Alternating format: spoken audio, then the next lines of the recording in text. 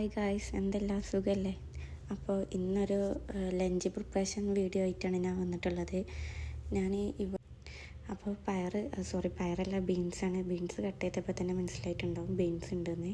അതെ, ബീൻസ് ഉപ്പേരിയും പപ്പടം പൊരിച്ചതും പിന്നെ അതിക്കൊരു മീൻ കറിയും വെക്കാനാണ് ഉദ്ദേശിക്കുന്നത്. മീൻ എന്താണെന്ന് അറിയില്ല, ഹസ്ബൻഡ് പുറത്തുനിന്ന് കൊണ്ടുവരാണ്, ഇതുവരെ എന്താണെന്ന് അറിയില്ല. അപ്പോഴത്തേന് എനിക്ക് ഉള്ള പണികൾ ചെയ്യാൻ വിചാരിച്ചിട്ടാണ് ഈ പയറും കാര്യങ്ങളൊക്കെ കട്ട് ചെയ്യണത്.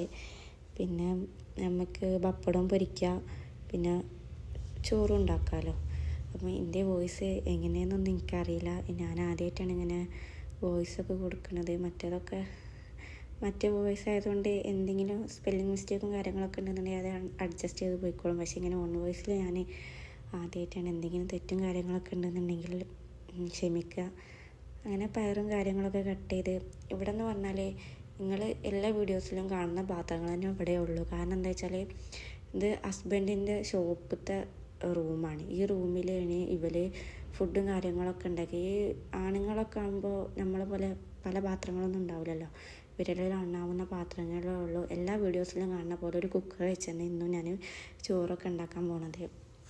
എല്ലാതും ആവശ്യത്തിന് മാത്രമുള്ള പാത്രങ്ങളേ ഉള്ളത് കൊണ്ട് ഓണപ്പോലെ എന്നാണല്ലോ പഴമക്കാർ പറയണ പോലെ. കൂടുതലായിട്ടൊന്നുമില്ല, കുറച്ച് ഇതന്നെ ഉള്ളൂ. അപ്പോൾ ഇതൊക്കെ ആക്കി വെച്ചപ്പോഴത്തേന് ഹസ്ബൻഡ് പുറത്തുനിന്ന് വന്ന് മീൻ കൊണ്ടുവന്ന്. എന്താ മീനൊന്നും എനിക്കറിയില്ല. അതൊക്കെ നല്ലോണം ഉപ്പൊക്കെ ഇട്ട് കഴുകി ഞാൻ സെറ്റാക്കി വെക്കുന്നുണ്ട്.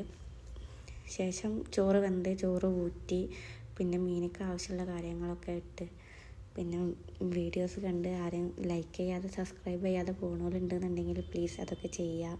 നിങ്ങളൊക്കെ സപ്പോർട്ട് തന്നാൽ എനിക്ക് കൂടുതൽ വീഡിയോസ് ഇടാനൊരു താല്പര്യം ഉണ്ടാവുള്ളൂ.